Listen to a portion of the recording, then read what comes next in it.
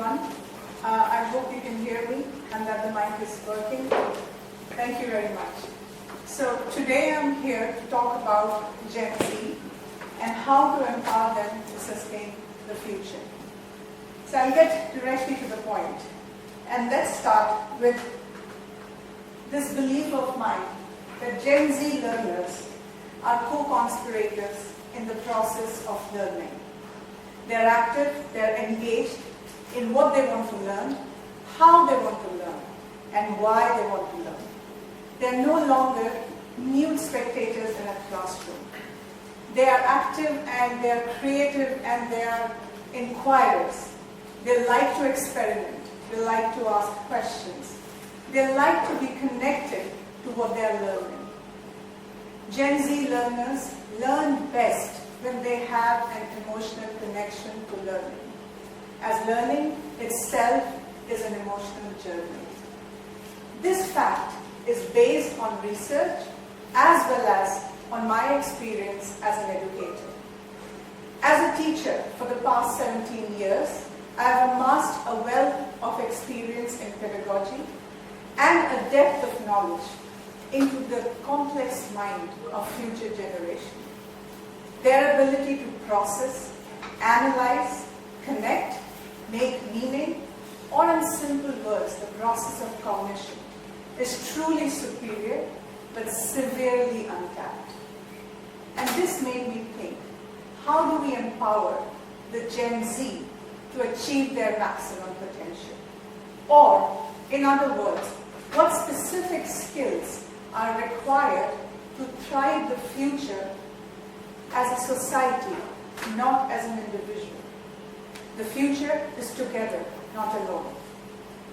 Ladies and gentlemen, let me remind you there's a paradigm shift from the word I to the word we. This togetherness has to be achieved for the survival of our planet. And what better purpose than actually empowering Generation Z to work towards the survival of the planet? This made me think, connecting all these dots of educating Gen Z, of teaching them futuristic skills, and also having a common purpose.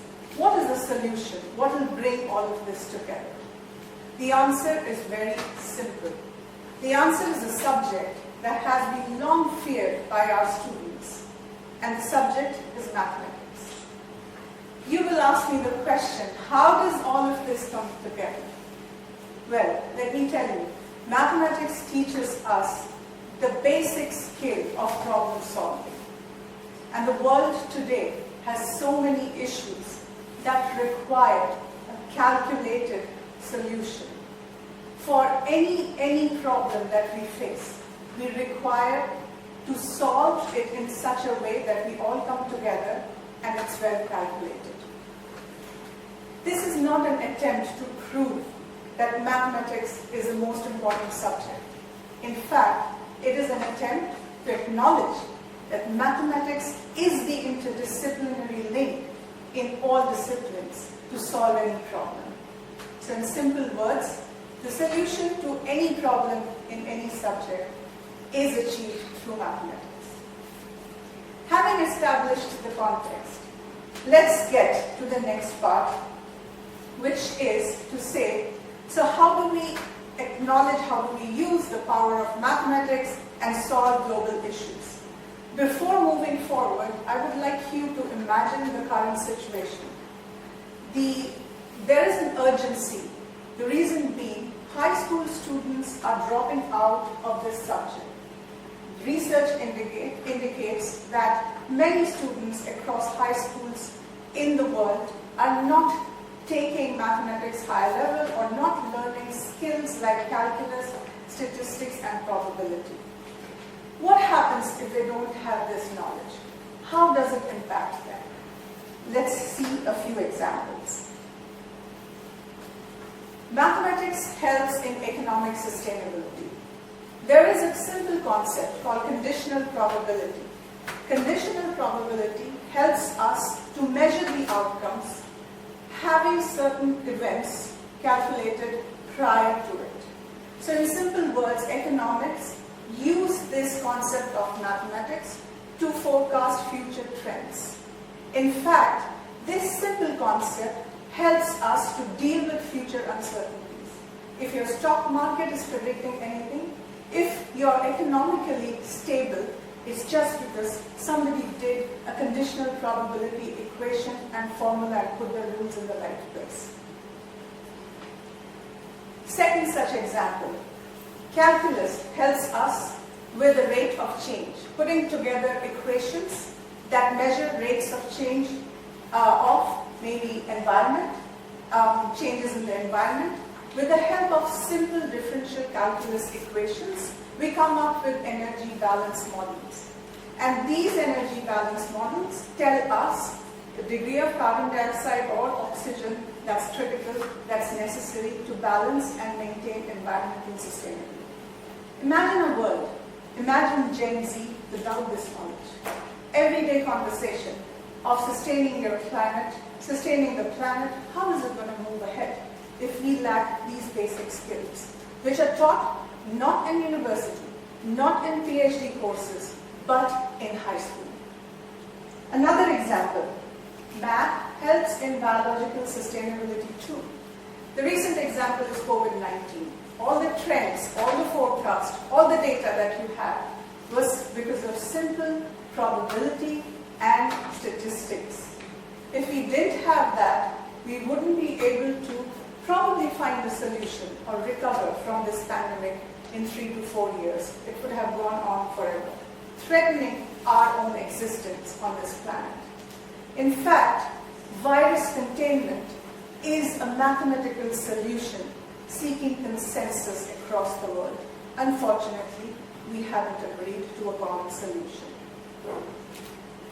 Another example, and at this point I'd like to just draw your attention towards the slides. All these pictures are AI generated. They look kind of weird if you look at them closely. And my image generation text is exactly the text on the screen. Math is the only way to master artificial intelligence. Of course, the future is artificial intelligence. We can see the impact in everyday life today. Artificial intelligence is based on algorithms, statistics, probability, and coding. A generation without this knowledge is going to be slave to artificial intelligence. If you want to master it, you have to master the subject of mathematics. So encourage your children to learn this. If they say it's too hard for them, it's not what they are learning is hard. It's how they are learning and why they can't see the purpose. That's the reason it's discouraging them to learn mathematics.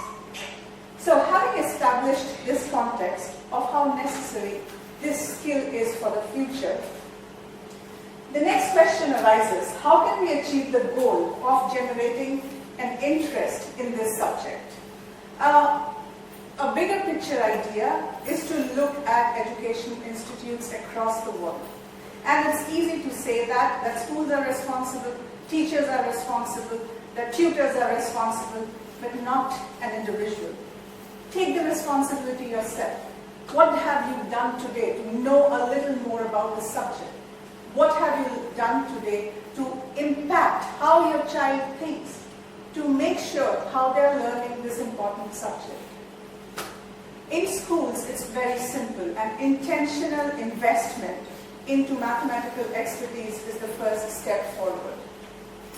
And then there are little strategies like implementing coding at the very beginning of school years, having primary students learn coding so that they develop an interest into the abstract. And when I say abstract, I would like us to do a bit of math. And why I say abstract? Because I think that is the key, that is the word which alienates us from this interesting subject. So let's do a small experiment. Let's start from the back. Maybe I know a few people in the audience, so my dear friend Neil, may I request you to start counting, and we go counting till we reach 10. So you start with 1, and Kati, you go 2, till we reach 10. in the same row. A small experiment just to show you how to visualize mathematics. Let's start. 1, 2, 3, 4. 5, 6, 7, 8, 9. Okay, where is 3? We all agree? Yeah? Is that person raising the hand 3? 3 is constituted of, give me a second, I really want you to see this so you can experience it. For some reason this is not working. 3 is actually 1, 2 and 3 together. 3 things together put a 3. The number is just a symbol to represent Neil, Kati and Brandon. It's just not Brandon alone. That's how you visualize mathematics. Next time when you see a number, see what's behind it. Don't just see it as a symbol. That's how you start visualizing mathematics. Another simple experiment, and I'm going to try again to use this. Yes, I think it's working. Think of any big number. The simplest thing we do in classrooms is addition, right? So how do I add? And people say, oh, sometimes when they start adding numbers, adding bigger numbers, it's going to be so difficult. So give me a bigger number, or I'm going to write any number that comes to my mind at a point where probably I don't even know how to spell it out. So, is it easy to add this number? And your brain goes, oh my God, big numbers, right? Because you're not able to visualize. So my question is, what is the most difficult addition you have ever done in your life? What is the biggest addition you have done in your life? Biggest addition you have ever done in your life? And there are some members in the audience who know the answer because we've discussed this earlier. Would you like to say the answer aloud? Thank you very much. You've done no bigger addition than 9 plus 9. Look at these digits. It can never go above 9 plus 9. That's it. That is how complex mathematics is. You just have to think it through. Any big number, all you end up doing is 9 plus 1, 7 plus 2, or any other digit, but not bigger than 9 plus 9. So then, now that we have started visualizing numbers, or can I say looking at numbers differently, I will share 2 little strategies that I've put in place in my classroom as an educator. The first one is allow students to make mistakes. That's the best way to learn this subject. You need to gain confidence. Allow students to figure it out, to experiment, act like you do not know everything. You do not have the answer for everything. When they make mistakes, they reflect on their mistakes, they learn better.